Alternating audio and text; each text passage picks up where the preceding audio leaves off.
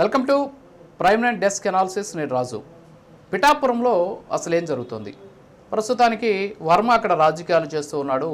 ఆయన ఇటీవలో జగ్గయ్యపేట చెరువు అనేటటువంటి ప్రాంతానికి వెళ్ళి అక్కడ ఉన్నటువంటి స్థానికులతో మాట్లాడి అక్కడ ఉన్నటువంటి ఒక డ్రైనేజీకి సంబంధించినటువంటి అంశాన్ని వీడియోలు తీసి ఇదంతా కూడా పేర్కోబోతుంది, ఇక్కడ స్థానికంగా ఉన్నటువంటి ప్రజలంతా కూడా ఇబ్బందులు పడుతున్నారు, దీన్ని కలెక్టర్ దృష్టికి తీసుకెళ్తానని చెప్పేసి ఆయన సోషల్ మీడియా హ్యాండిల్స్లో పోస్ట్ చేశారు. ఆ తర్వాత అక్కడి నుంచి ఆయన కారులో వెళ్తుంటే ఒక మహిళ రావడం, అయ్యా ఈసారి మీరు పిఠాపురంలో పోటీ చేయాలనడం, తప్పకుండా అని చెప్పేసి ఆయన చెప్పడం. సో ఇదంతా కూడా ఒక పొలిటికల్ డ్రామా అక్కడ నడుస్తుంది. పిఠాపురం వర్మ తన వల్లే పవన్ కళ్యాణ్ గెలిచాడు అని గతంలో చెప్పాడని ఆయన అనుచరులు చెప్పారు అని చెప్పేసి దాని మీద పెద్ద ఎత్తున ఆందోళన కూడా జరిగింది. అయితే ఇక్కడ తెలియాల్సినటువంటి విషయం ఏంటి అంటే, అసలు పవన్ కళ్యాణ్ అనేటటువంటి వ్యక్తి పిఠాపురంకి ఏమీ చేయలేదా? ఇప్పుడు 9 నెలలు అయింది ఆయన అక్కడ ఎమ్మెల్యేగా గెలుపొంది. సరే, పవన్ కళ్యాణ్ కానీ డిప్యూటీ సీఎం పక్కన పెడదాం, కానీ పిఠాపురంకి మాత్రం ఆయన ఎమ్మెల్యేనే. మరి పిఠాపురం కోసం ఆయన ఏమీ చేయలేదా?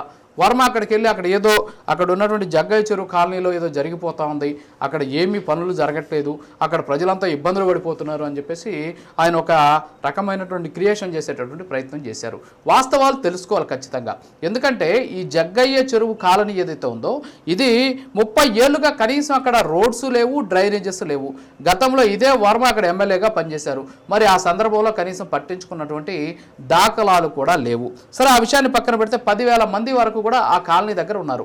ఈ 10,000 మంది ఈ 30 ఏళ్ళుగా ఇలాంటి నరకయాతన అనుభవిస్తూనే ఉన్నారు. అయితే ఇప్పుడే వర్మకు అక్కడ ఉన్నటువంటి సమస్యలు గుర్తుకొచ్చాయి. కానీ పిఠాపురంలో పవన్ కళ్యాణ్ ఎమ్మెల్యేగా గెలుపొందిన వెంటనే 20 కోట్ల రూపాయలతోటి కొన్ని ప్రతిపాదనలు సిద్ధం చేశారు.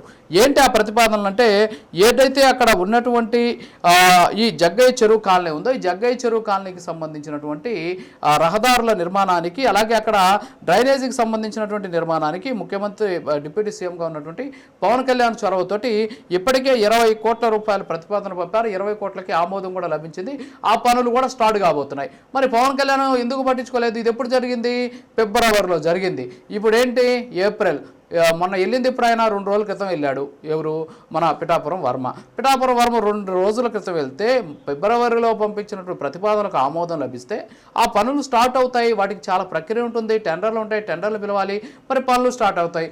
అంతకంటే ముందు ఆయన వెళ్ళిపోయి అక్కడేదో ప్రజలకు ఇబ్బంది జరుగుతుందని చెప్పేసి ఒక ఫోటో తీసి పెట్టేయడం, ఇప్పుడు మళ్ళీ దాన్ని అక్కడ పనులు స్టార్ట్ అయితే ఇదంతా నా వల్లే జరిగింది అని చెప్పడం. సో ఆయన కంటే ముందే అక్కడ స్పందించింది పవన్ కళ్యాణ్ అనేటటువంటి విషయాన్ని పిఠాపురం ప్రజలు గుర్తుపెట్టుకోవాలా. ఎందుకంటే పవన్ కళ్యాణ్ చొరవతోనే ఆ కాలనీకి సంబంధించి 20 కోట్ల రూపాయల నిధులు మంజూరయ్యాయి ఫిబ్రవరిలోనే.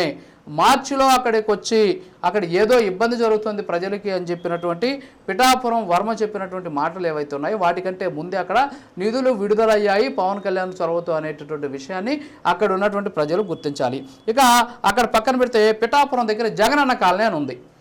జగన్మోహన్ రెడ్డి గారు అప్పుడు కాలనీలు ఏర్పాటు చేశారు కదా భారీ ఎత్తున, ఆ విధంగా ఒక కాలనీ పేరు పెట్టాడు.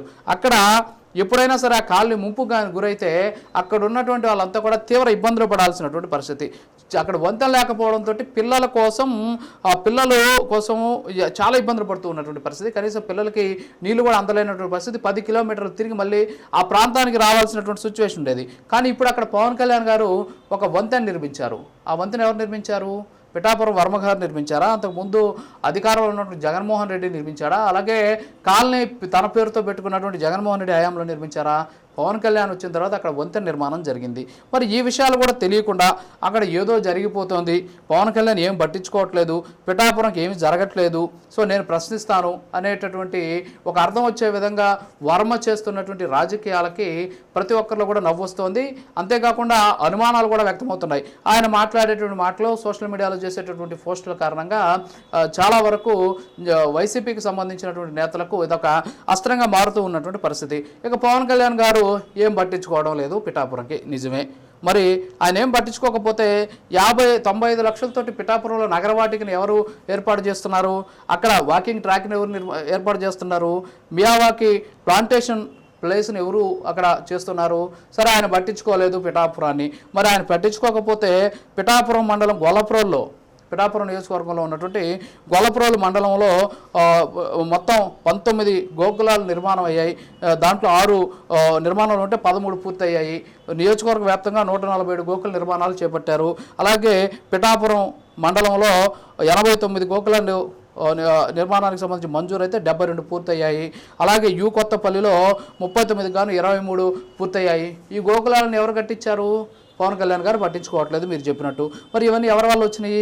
పవన్ కళ్యాణ్ గారి వల్ల కదా. మరి పవన్ కళ్యాణ్ అక్కడ డిప్యూటీ సీఎం అయినప్పటికీ కూడా తన నియోజకవర్గాన్ని ఒక ఆదర్శ నియోజకవర్గంగా తీర్చిదిద్దేందుకు ఎంత కష్టపడుతున్నాడు.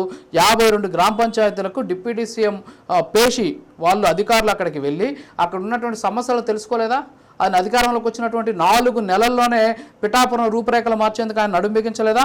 సమస్యలను వెంటనే తెలుసుకొని వాటికి సంబంధించినటువంటి పూర్తిగా సమస్యలు పరిష్కరించాలని చెప్పేసి ఆయన ఆదేశాలు ఇవ్వలేదా? విద్యార్థులకు కరెంట్ షాక్ కొడితే అక్కడ స్తంభం మార్చాలి అని చెప్పేసి ఒక డిప్యూటీ సీఎం స్థాయిలో ఉన్నటువంటి వ్యక్తి గుర్తించి ఆ స్తంభాన్ని మార్పించాలి. అంటే విద్యుత్ స్తంభాన్ని కూడా మార్పించినటువంటి పరిస్థితి. అలాగే ఆసుపత్రికి సంబంధించినటువంటి సిబ్బంది నియామకం కావచ్చు, అలాగే కాలేజీకి సంబంధించినటువంటి కంప్యూటర్లను అందించడం కావచ్చు, అలాగే 32 పాఠశాలకు సంబంధించి విద్యార్థులకు స్పోర్ట్స్ కిట్ని అందించడం కావచ్చు. 449 మంది విద్యార్థులు ఉన్నటువంటి పాఠశాల కనీసం తాగడానికి కూడా నీళ్లు లేవు. అలాంటి ప్రాంతానికి తాగునీరు అందించడం కావచ్చు. మరి ఈ సమస్యలను ఎవరు చేశారు? ఈ సమస్యలను ఎవరు చేసినటువంటి పరిస్థితి? అంటే పవన్ కళ్యాణ్ చేయలేదా? పవన్ కళ్యాణ్ ఏం పట్టించుకోవట్లేదు మీరు చెప్పినట్టు బాగానే ఉంది. మరి ఇవన్నీ ఎవరు చేశారు? ఇక పిఠాపురంలో సంత ఒకటి ఉంది. సంతలకు వచ్చేటటువంటి ప్రతి ఒక్కరు కూడా తీవ్ర ఇబ్బందులు పడుతున్నారు. కనీసం అక్కడ మౌలిక వసతులు లేవు. ఏం చేయాలో కూడా తెలియనటువంటి పరిస్థితి, సౌకర్యాలేక ఇబ్బందులు పడుతున్న పరిస్థితి. మరి 1,35,00,000 రూపాయలతోటి దాన్ని అక్కడ నిధులు మంజూరు చేసింది పవన్ కళ్యాణ్ గారు కాదా? మరి పవన్ కళ్యాణ్ గారు ఏం చేయట్లేదు కదా మరి మీరు చెప్పినట్టు. అలాగే పశువుల సంతలో సదుపాయం కోసం 1,35,00,000 మంజూరు చేసి పనులు ప్రారంభిస్తున్నారు. కమిషనర్ బాహాటంగా దీనికి సంబంధించి ఒక ప్రకటన కూడా చేశారు. మరి ఇవన్నీ చేసింది ఎవరు? పవన్ కళ్యాణ్ గారు కాదా? అలాగే పిఠాపురంలో ఏర్పాటు అవుతున్నటువంటి 100 పడకల ఆసుపత్రి ఏర్పాటు అవుతుంది. మొత్తం 38.32 కోట్లు, అంటే 38,32,00,000 రూపాయలతో 66 మంది సిబ్బందితో అన్ని రకాల వసతులతో ఆసుపత్రి నిర్మిస్తున్నారు. మరి ఇదంతా ఎవరి కోసం చేస్తున్నారు? పిఠాపురం వాసుల కోసం కదా, పిఠాపురం నియోజకవర్గ అభివృద్ధి కోసం కదా. జనరల్ సర్జన్, జనరల్ మెడిసిన్, అలాగే paediatrics, anaesthesia, ENT, dental, orthopaedic, radiology, dermatology, pathology, ophthalmology ఇలా చెప్పుకుంటూ పోతుంటే అన్ని స్పెషలైజ్డ్కి సంబంధించినటువంటి డాక్టర్స్ అందరినీ కూడా అక్కడ నియమించి అక్కడ వచ్చేటటువంటి వాళ్ళకి సరైనటువంటి వైద్యం అందించేటటువంటి ప్రయత్నం చేస్తున్నది ఎవరు? పవన్ కళ్యాణ్ గారు కాదా? మరి పవన్ కళ్యాణ్ గారు ఏమీ పట్టించుకోవట్లేదు, అక్కడ మురుగు పేరుకోబోతుంది, కనీసం పట్టించుకునేటటువంటి నాదులు లేడు అనేటటువంటి ఒక అంశాన్ని మీరు తెరపైకి తీసుకొచ్చి ఏదో మీ వల్ల ఏదో అక్కడ ఉన్నటువంటి ప్రాంతం డెవలప్ అవుతుందని చెప్పేసి కొంతమంది చేస్తూ ఉండేదాన్ని దీన్ని కుట్రంటరా. ఇకపోతే పిఠాపురంకి సంబంధించి పవన్ కళ్యాణ్ ఏ విధమైనటువంటి ముద్ర వేశాడో తెలీదా మీకు? అర్బన్ డెవలప్మెంట్ అథారిటీని ఏర్పాటు చేసింది ఆయన కదా. పడా పరిధిలో ఉన్నటువంటి రెండు పట్టణాలు కావచ్చు, అలాగే 52 గ్రామాలు కావచ్చు, అలాగే సిహెచ్సిని 100 పడకల ఆసుపత్రికి అప్గ్రేడ్ చేశారు ఇందాక చెప్పినట్టు. దీంతోపాటు అభివృద్ధికి 38,32,00,000 రూపాయలు కేటాయించారు. మంత్రివర్గ సమావేశంలోనే డిప్యూటీ సీఎం ప్రతిపాదనకు ఆమోదం కూడా ఇచ్చినటువంటి పరిస్థితి. సో ఇవన్నీ కూడా ఎవరి వల్ల జరుగుతున్నాయి? మొత్తం 6-7 లక్షల మంది, 6 నుంచి 7 లక్షల మంది ప్రజలకు అత్యాధునిక సదుపాయాలు అందుబాటులోకి రాబోతున్నాయి హాస్పిటల్ ద్వారా. ఇవన్నీ ఎవరు చేశారు? గడిచిన 30 ఏళ్లలో ఎవరైనా చేశారా? సరే, పిఠాపురం వర్మ గారు గతంలో ఎమ్మెల్యేగా ఉన్నారు కదా, ఆయన చేశారా? లేకపోతే ఇంతకుముందు ఉన్నటువంటి ఎమ్మెల్యేలు ఎవరైనా చేశారా?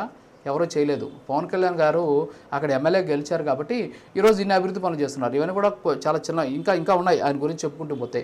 మరి ఇవన్నీ చేస్తూ ఉంటే ఇవన్నీ పక్కన పెట్టేసి అక్కడ ఉన్నటువంటి జగ్గయ్య కాలనీకి సంబంధించి అక్కడ ఏదో జరిగిపోతుంది, అక్కడ కనీసం పట్టించుకోవట్లేదు, అధికారులు నిర్లక్ష్యం కనిపిస్తుంది, నేను ఎమ్మెల్యే కావాలి అనేటటువంటి ఆలోచన ఒక మహిళ వచ్చి మీరు ఈసారి పోటీ చేయండి అని చెప్పడం, ఇదంతా ఏంది అసలు ఇది? అంటే ఎవరు చెబితే ఇదంతా జరుగుతుంది?